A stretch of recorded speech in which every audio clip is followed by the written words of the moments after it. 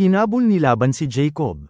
Makaraan ng 3 araw, nalaman ni Laban ang pag-alis nina Jacob. Isinama niya ang kanyang mga tauhan at hinabol nila si Jacob. Inabot nila ito sa bulubundukin ng Gilead pagkaraan ng 7 araw. Nang gabing yun, kinausap ng Diyos si Laban sa pamamagitan ng panaginip.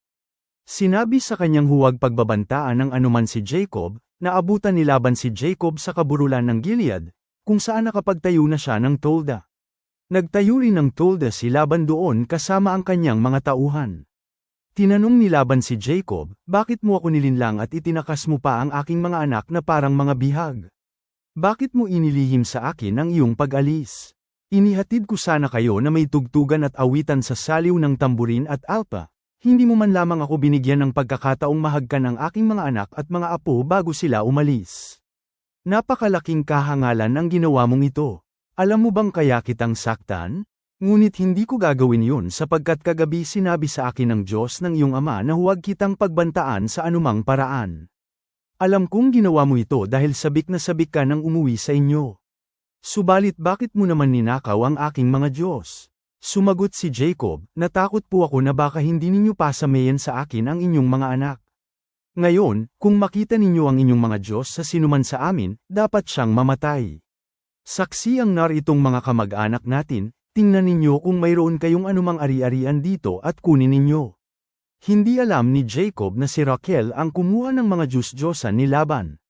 Hinalughog ni Laban ang tolda ni Jacob, ang kay Leah, at gayon din ang sa 2 aliping babae, ngunit hindi niya nakita ang kanyang mga Diyos. Pumasok din siya sa tolda ni Raquel, ngunit naitago na nito ang mga Diyos-Diyosan sa upuang nasa likod ng kamelyo at kanyang inuupuan yon.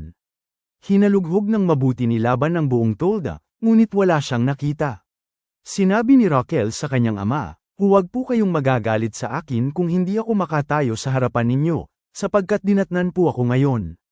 Patuloy na naghanap si Laban, ngunit hindi rin niya nakita ang kanyang mga Diyos-Diyosan. Nagalit ng husto si Jacob at tinanong niya si Laban, ano bang pagkakasala ko sa inyo? May batas ba akong nilabag at gayon na lamang ang paghahalughog ninyo? Kung may nakuha kayong ari-arian sa sinuman sa amin, ilabas ninyo at hayaan ninyong hatulan tayo ng ating mga kasamahan.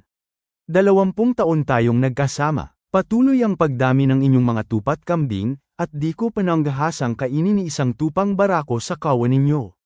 Kung may tupang sinayla ng mababangis na hayop, hindi ko na ipinapakita sa inyo. Pinapalitan ko agad, pinipilit ninyo akong magbayad ng anumang nawawala, maging ninakaw man sa gabi o sa araw. Mahabang panahon akong nagtiis ng matinding init ng araw, at lamig ng gabi. Kulang na kulang ako sa tulog. Iyan ang naranasan ko sa loob ng 20 taong kasama ninyo. 14 na taon akong naglingkod sa inyo dahil sa 2 ninyong anak na babae, at 6 na taon pa para sa inyong mga kawan. Sa kabila noon, 10 beses ninyong binago ang ating partihan. Mabuti na lamang at kasama ko ang Diyos ng aking mga magulang, ang Diyos ni Abraham na sinamba ni Isaac. Kung hindi, marahil pinalayas na ninyo ako ng walang kadala-dala.